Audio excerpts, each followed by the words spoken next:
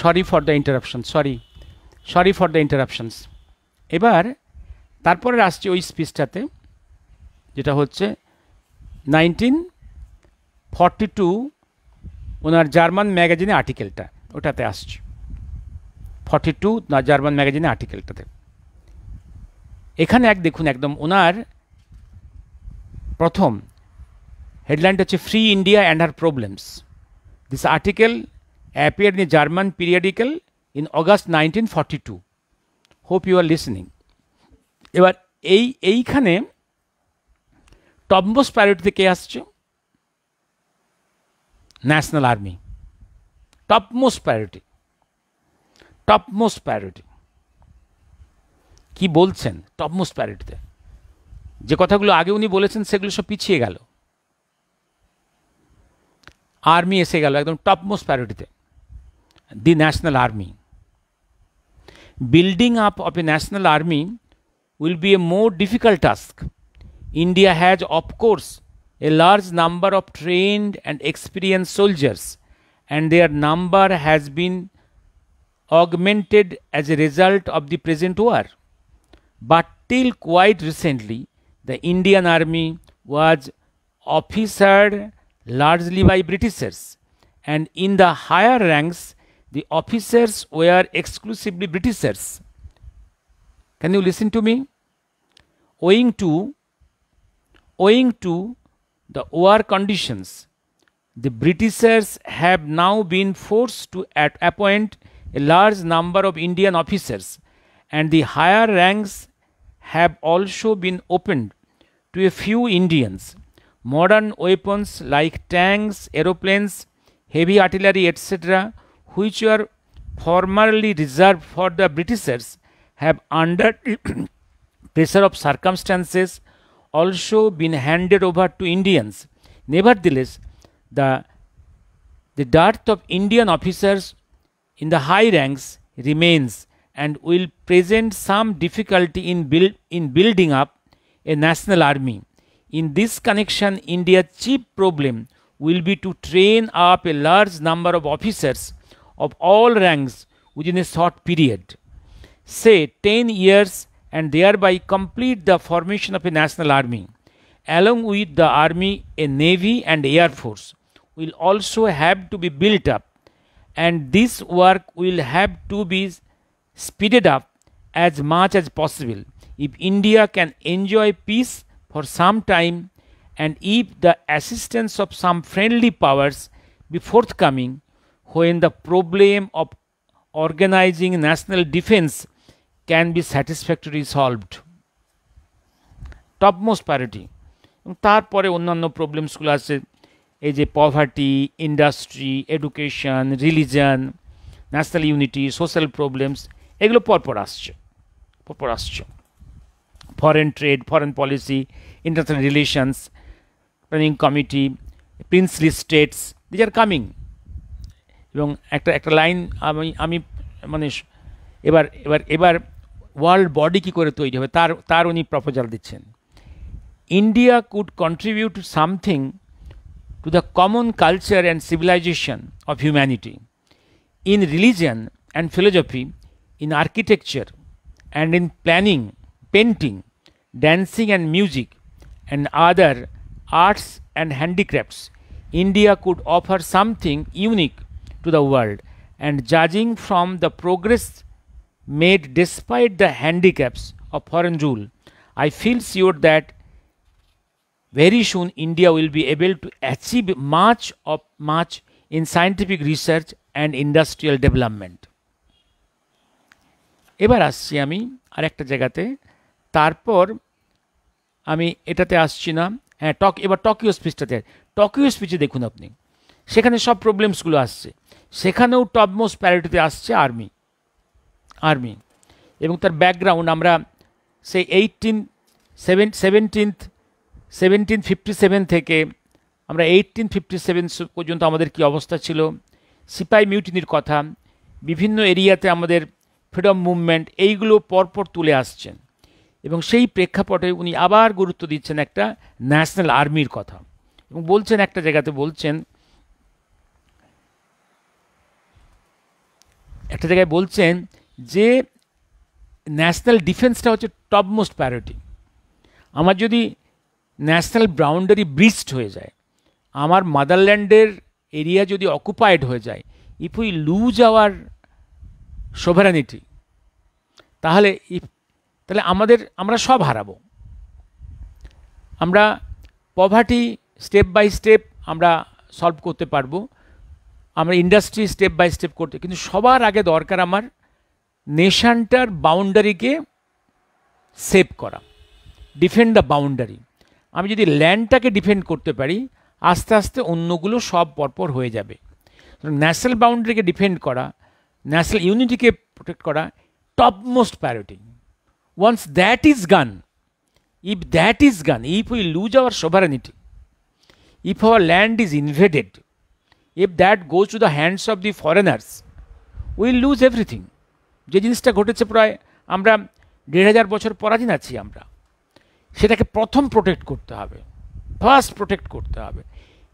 সেটা প্রোটেক্ট করলে অন্যগুলো আস্তে আস্তে আমরা সময় পেয়ে যাব, কিন্তু এইটার জন্য দেরি করা যাবে না। আর্মি টপমোস্ট পজিশনে এই জায়গাটা আসছি। এবার এটা হচ্ছে একদম present course biggest problem, how to fight. Yes, for the present of course the biggest problem is how to fight and win the war, but that is a problem of which you are aware from what you have read in the papers and heard over the radio. I will now consider some of the problems of free India. তারপরে এই প্রবলেমসগুলো, পরবর্তীকালের প্রবলেমসগুলো, সেগুলো পরে solve হবে। But সব থেকে number one problem হচ্ছে to build our national army. 3 important problems. অন্য প্রবলেমগুলো পরপর আছে, সেগুলো উনি উল্লেখ করেছেন।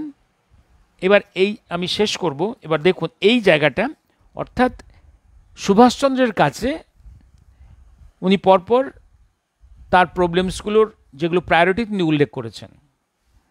42-তে এসে জার্মানি আর্টিকেলে উনি একদম টপ মোস্ট প্রায়োরিটিতে আনলেন আর্মিকে, টপ মোস্ট পজিশন আর্মিটিকে আনলেন, most important as per the importance. তারও পরবর্তীকালে যখন তিনি সাউথ ইস্ট এশিয়াতে, সেখানে আর্মির গুরুত্ব সব থেকে বেশি। এই জায়গাটা আসছি আমি। এইখানে তফাৎ, এইখান থেকেই ওনার সঙ্গে অন্যান্য লিডার্সদের তফাৎ। ইভিন আফটার 47 আর্মিকে কিন্তু গুরুত্ব আমাদের ইন্ডিয়া লিডার্সরা দেয়নি। তফাৎটা এইখানে। তারা অন্য অনেক কিছু ভেবেছে, অনেক কিছু করেছে। Army was not giving that honour, that priority. সুতরাং আর্মি বিল্ডিং আপ করা, ওয়েপন্সকে ডেভেলপ করা, এইটা গুরুত্ব পায়নি। এটা মানতেই হবে। এই আর্মির যে গুরুত্বটা ভারত সরকার অনেক পরে অনুভব করেছে। তার আগে তো আর্মিতে, মনে রাখবেন, ব্রিটিশ ইন্ডিয়া এক অর্থে ভাগ্যবান ছিল। যখন ব্রিটিশ ইন্ডিয়ার কাছ থেকে যখন চলে গেল, যখন ইন্ডিয়ার তার নিজের লোকেরা ক্ষমতা পেল, এক অর্থে ইন্ডিয়া ভাগ্যবান কম্পেয়ার টু চায়না। যখন 49-এ তারা ফ্রিডম পেল, ফ্রিডম মিন্স কমিউনিস্ট চায়না হলো, তাদের ল্যান্ডে কোনো অর্ডিন্যান্স ফ্যাক্টরি ছিল না। They had no ordnance factory. On the contrary, India has ordnance factory, প্রচুর, কয়েক ডজন অর্ডিন্যান্স ফ্যাক্টরি ছিল। সেটা আমরা প্লাস পয়েন্টে ছিলাম, কিন্তু সেই অর্ডিন্যান্স ফ্যাক্টরিগুলোকে আমরা প্র্যাকটিক্যালি ইউজলেস রেখেছিলাম। লণ্ঠন তৈরি করেছি, সাবান তৈরি করেছি আমরা। আমাদের অর্ডিন্যান্স ফ্যাক্টরি থেকে আমরা ওয়েপন্স তৈরি করিনি। ফলে যে প্রবলেমটা হচ্ছে, চীনের সঙ্গে ধাক্কা খেয়েছি আমরা। অনেক পরে বুঝেছি যে আর্মিকে সম্মান দিতে হবে, আর্মিকে তৈরি করতে হবে, মডার্ন ওয়েপন্স তৈরি করতে হবে। এবং এই সরকার, এনডিএ সরকার এসে এই জায়গাটা সব থেকে গুরুত্ব দিয়েছে।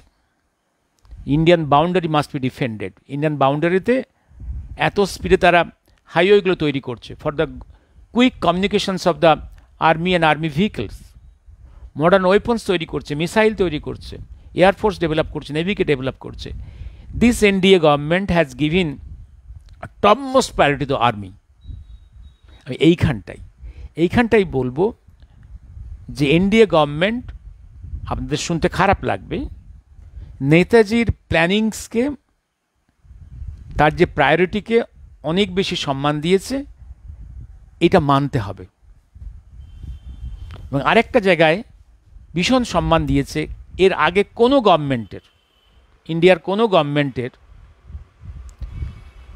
ফরেন পলিসির উপরে গুরুত্ব দেওয়া হয়নি। Foreign policy is very important, very important. এই মুহূর্তে ভারতবর্ষের ফরেন পলিসি যত ভাইব্রেন্ট, যত ইন্টেলিজেন্ট এবং শার্প, যত ফাস্ট, এইরকম ফরেন পলিসি, এত quick dynamic foreign policy. And এই আজকের ইন্ডিয়ার ফরেন পলিসির মূল কথাটাই হচ্ছে preserve the interest of your own country, top most priority. ওই মোরাল কথাবার্তা, নীতিবাগীশ কথাবার্তা, কি উচিত, কি মহান, এই সমস্ত একদম ফরেন পলিসিতে আমাদের এখন পৃথিবীর কোনো দেশ, কোনো শক্তিশালী দেশ, কোনো বুদ্ধিমান দেশ কখনো ওই নৈতিকতার উপরে তার ফরেন পলিসিকে ব্যাংক করে না। প্রতিটা বুদ্ধিমান দেশের, আজকের পৃথিবীর যে কোনো মাইটি কান্ট্রির, তার ফরেন পলিসির মূল কথা হচ্ছে ইন্টারেস্ট অফ দি নেশন। আমি তার জন্যে আজকে চীনের সঙ্গে বন্ধুত্ব করতে পারি, কালকে রাশিয়ার সঙ্গে করতেই পারি, আমেরিকার সঙ্গে করতে পারি, ইসরায়েলের সঙ্গে করতে পারি। সেখানে নীতিবাগীশ হয়ে, নীতির কথা বলে একে অচ্যুত রাখলাম, তাকে অচ্যুত রাখলাম, এইটা হচ্ছে ভয়ঙ্কর ভুল, ভয়ঙ্কর ভুল। যে ভুলটা করেছিল নেহরু গভর্নমেন্ট আফটার পার্টিশন, যে এই যে নেহরু গভর্নমেন্ট জার্মানি এবং জাপানকে অচ্যুত করে রেখেছিল, অচ্যুত করে রেখেছিল। জাপান জার্মানির কাছ থেকে অনেক সহজে মডার্ন টেকনোলজি পেতে পারতাম আমরা, অচ্যুত করে রেখেছিল, অচ্যুত করে রেখেছিল।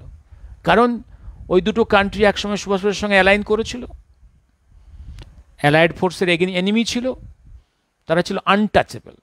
অথচ একটা উদাহরণ দিচ্ছি, 1954-এ একটা জার্মান কোম্পানি কলকাতার জন্যে মেট্রো রেল প্রকল্পের প্রপোজাল দিয়েছিল,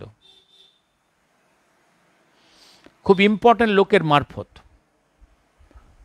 এবং তারা বলেছিল কলকাতা যেভাবে আস্তে আস্তে গ্রো করছে, ডিমান্ড বাড়ছে, আমরা আমাদের খরচায় কলকাতায় মেট্রো রেল করে দেব এবং 10 বছর তার ফাংশনিং রাখবো আমাদের হাতে, এবং আমাদের টাকাটা তুলে নিয়ে চলে আসবো, আমাদের খরচা তৈরি করব, আমরা ফাংশনিং করব।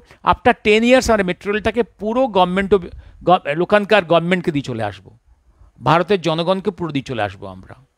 সেদিন বিসি রায় নেহেরু সেই কথা, সেই প্রপোজাল নেননি।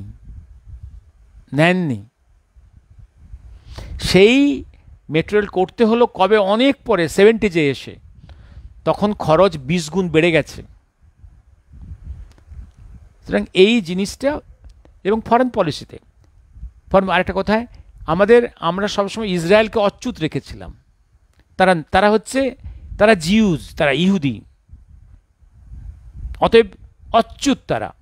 অথচ ইন্টেলিজেন্স এবং সফিস্টিকেশন ইন দ্য ওয়েপন্সে ওয়ার্ল্ডের নাম্বার 1। তারা, ইহুদিরা আমেরিকাতে বুদ্ধি দেয় বলেই আমেরিকা এত পায়োনিয়ার। যেখানে ইসরায়েল বারে বারে চেয়েছে তারা অফার করবে ইউনিল্যাটারালি অল দিস থিংস, তাদেরকে ডিপ্লোম্যাটিক্যালি রেকগনাইজ করেনি, তাদের কাছ থেকে অনেক কিছু নেয়নি, ওই লুকিয়ে লুকিয়ে নিত, লুকিয়ে ওয়েপন্স নিত, প্রকাশ্যে না। অথচ প্রকাশ্যে কোলাবোরেট করলে অনেক ভালো হতো।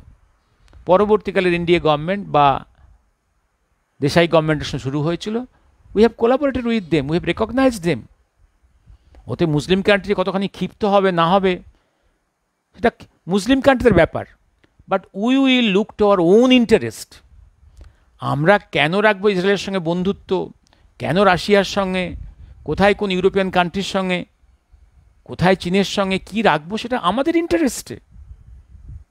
অন্য লোকের মান অভিমান, ভালো মন্দ, সেটা আমরা ট্যাকেল করব, টপ মোস্ট প্রায়োরিটি আমার ইন্টারেস্টটা কোথায়, আমার ইন্টারেস্টটা কোথায়। অ্যান্ড এটাই হচ্ছে আজকের ব্যালেন্সিং। We can try to keep good relations with America, but if that fails, that will not prevent us to make friendship collaboration with Russia or China or Japan. সে America ক্ষিপ্ত হলে হবে। এই জায়গাটা বলছি। এবার ফরেন পর চিন্তা করতে পারেন কখন কীরকম।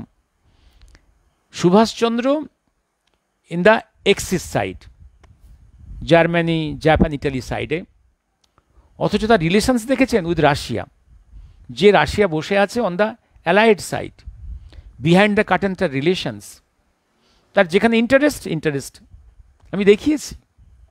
তিনি 1941-এ he has gone to Europe through Russia. ভাই, রাশিয়ার কনসেন্ট হেল্প ছাড়া তার পক্ষে যাওয়া সম্ভব ছিল না।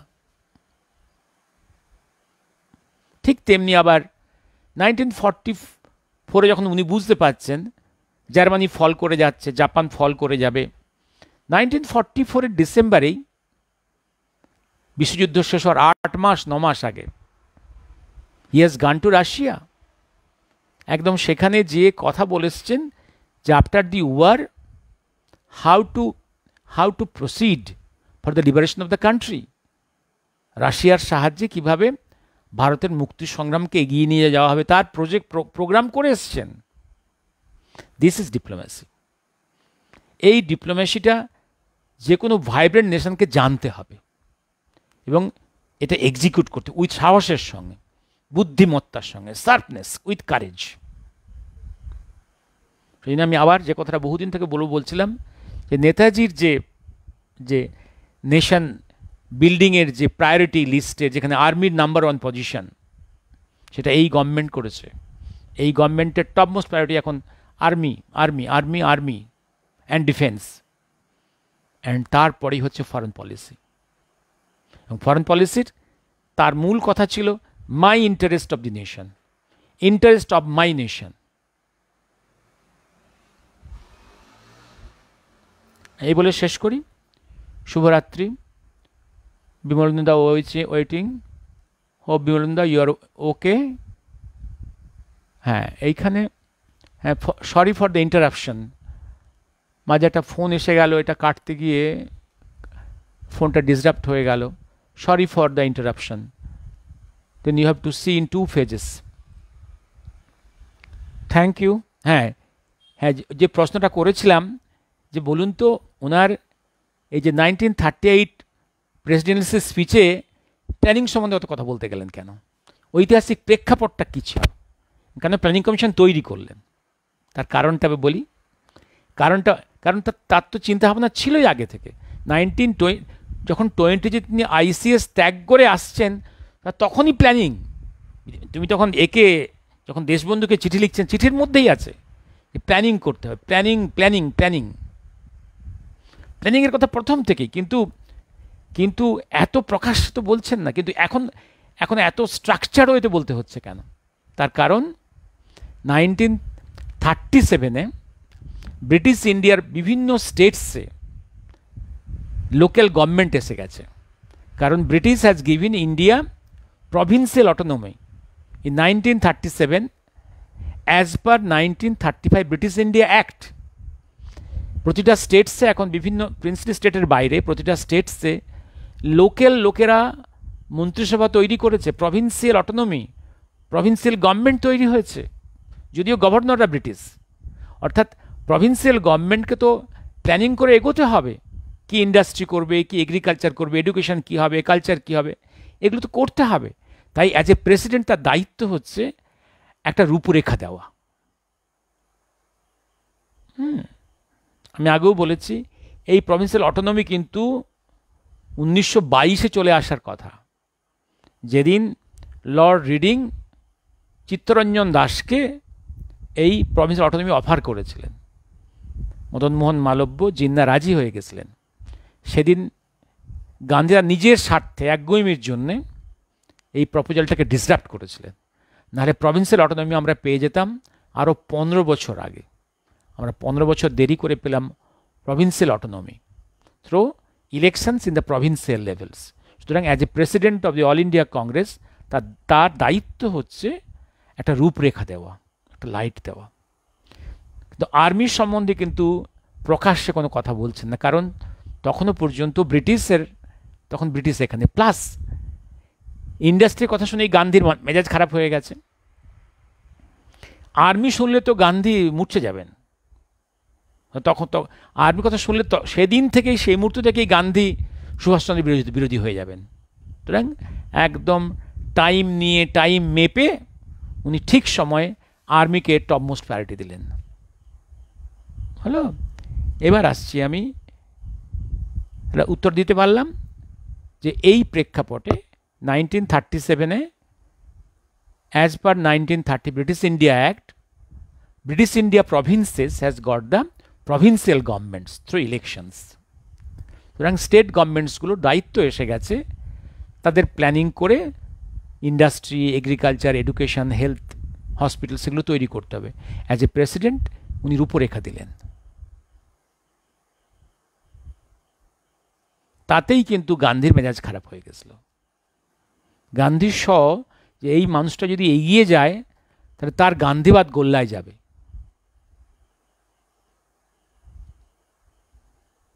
বোঝাতে পারলাম কিছুটা?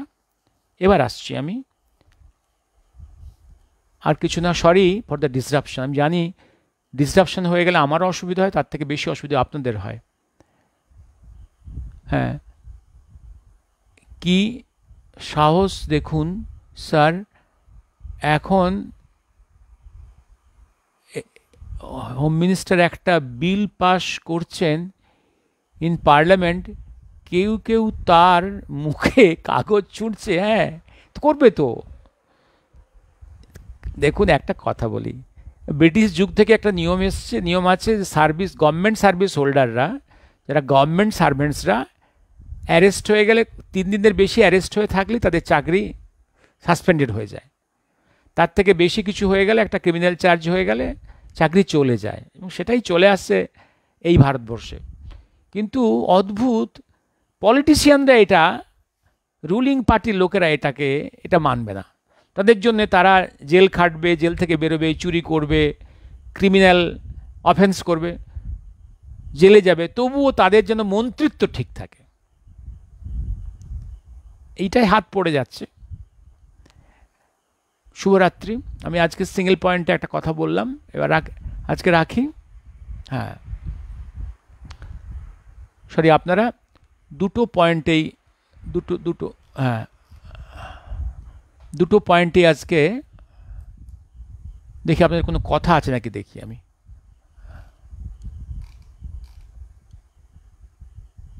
আপনাদের কোনো প্রশ্ন আছে কিনা দেখি, দেখি প্রশ্ন আছে কিনা। প্রশ্ন, হ্যাঁ, কি সাহস, এটা পড়লাম। আর দেখি এই পার্টটাতে কোনো প্রশ্ন আছে কিনা। হ্যাঁ, না, কার কোনো প্রশ্ন নেই। শুভরাত্রি, নমস্কার।